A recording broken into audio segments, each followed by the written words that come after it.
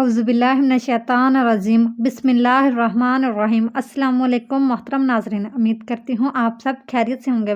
Welcome to Maria Islamic world. सजदे में आंखें बंद करना कैसा है? नमाज के दौरान सजदे में आंखें बंद करने वालों के साथ क्या होता है, ये जानने के लिए वीडियो को मुकम्मल ज़रूर देखिएगा। इस बारे में हुज़ूर सल्लल्लाहु अलैहि वसल्लम का क्या फरमान है, ज़रूर सुनिएगा। क्या नमाज में आंखें बंद करना दुरुस्त है या गलत, और किन हालात में आंखें बंद करने की इजाज़त दी गई है, और जो लोग नमाज के दौरान सजदे में आंखें बंद कर लेते हैं उनके साथ क्या होता है। उलमा कराम ने इस हवाले से क्या दलाइल पेश किए हैं, इन सब सवालों के जवाबात जानने के लिए वीडियो को मुकम्मल ज़रूर देखिएगा। दीन इस्लाम का दूसरा स्तून नमाज है। कुरान पाक में जगह जगह ईमान के बाद सबसे ज़्यादा जिक्र नमाज कायम करने का किया गया है। नमाज बंदे को अपने रब के इतना करीब कर देती है कि इतनी कुर्बत किसी भी दूसरे अमल के ज़रिए और किसी भी दूसरी हालत में हासिल नहीं हो सकती।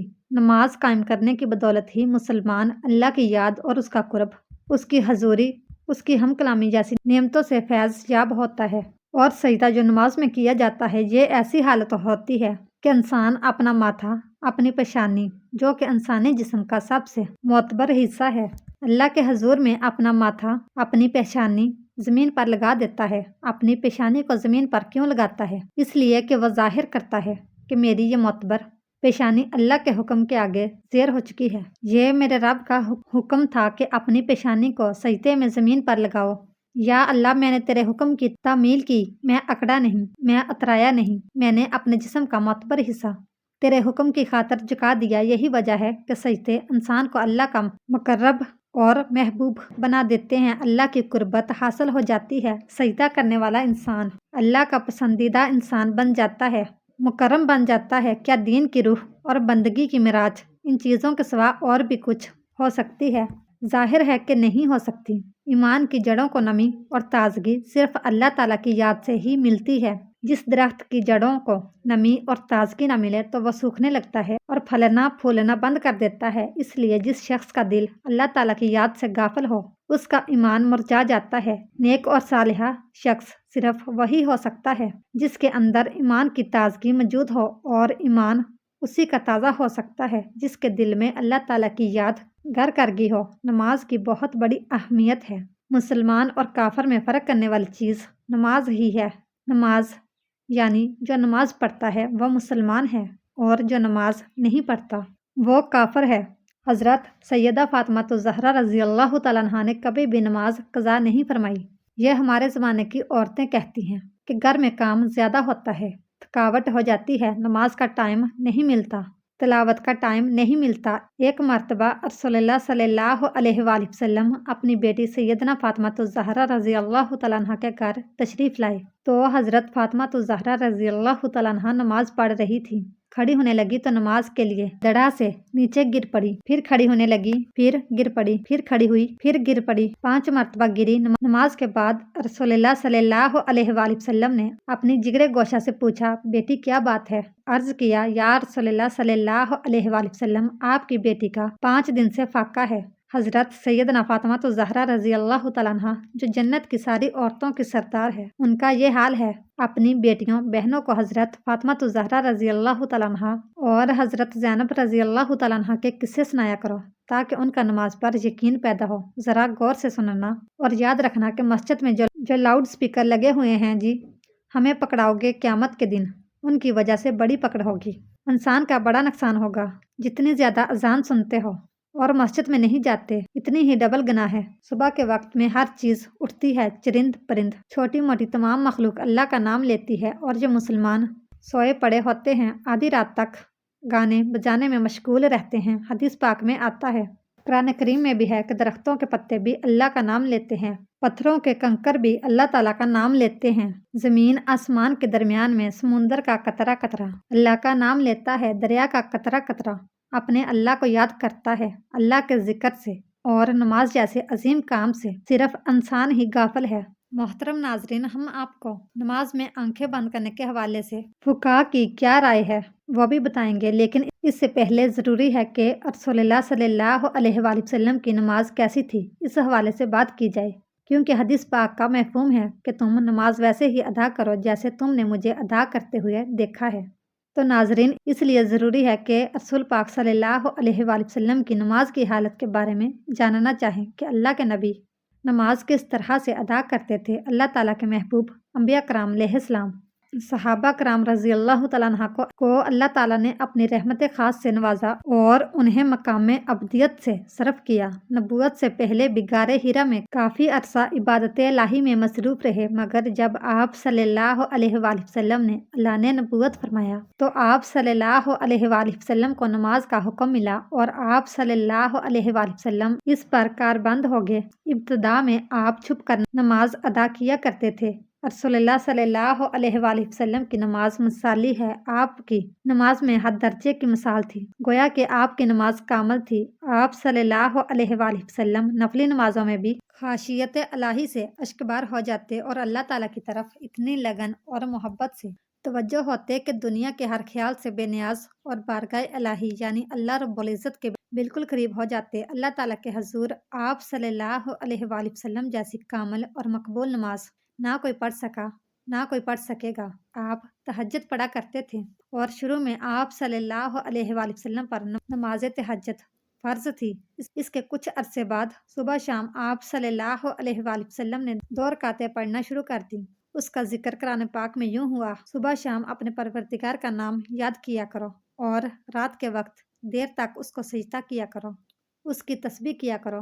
مفسرین کا کہنا ہے کہ رات کو اٹھ کر دیر تک نماز پڑھنے کا حکم 1 سال تک باقی رہا۔ اس کے بعد رات کی نماز فرض کی بجائے نفل ہوگی۔ تہجد کے نفل ہو جانے کے بعد بھی رسول اللہ صلی اللہ علیہ وآلہ وسلم شب میں کثرت سے نماز پڑھا کرتے تھے اور بڑی قرات کیا کرتے تھے۔ بعد میں جب 5 نمازیں باجماعت فرض ہوگی تو آپ صلی اللہ علیہ وآلہ وسلم نے آخری دم تک اپنے فریضے کو بڑے احسن طریقے سے سر انجام دیا۔ آپ صلی اللہ علیہ وآلہ وسلم کی نماز میں اتنی عاجزی اور خشوع و خضوع ہوتا کہ اس کی مثال نہیں ملتی۔ بخاری شریف میں ہے کہ ایک بار ایک شخص نے ام المومنین حضرت عائشہ صدیقہ رضی اللہ تعالیٰ عنہا سے درخواست کی کہ حضرت محمد مصطفیٰ صلی اللہ علیہ وآلہ وسلم کی کوئی عجیب بات جو آپ نے دیکھی ہو بیان کیجیے۔ حضرت عائشہ صدیقہ رضی اللہ تعالیٰ عنہا نے فرمایا، رسول اللہ صلی اللہ علیہ وآلہ وسلم کی کون سی بات عجیب نہ تھی، سبھی باتیں عجیب تھی۔ چنانچہ ایک شب کا واقعہ ہے کہ رسول اللہ صلی اللہ علیہ وآلہ وسلم میرے پاس تشریف لائے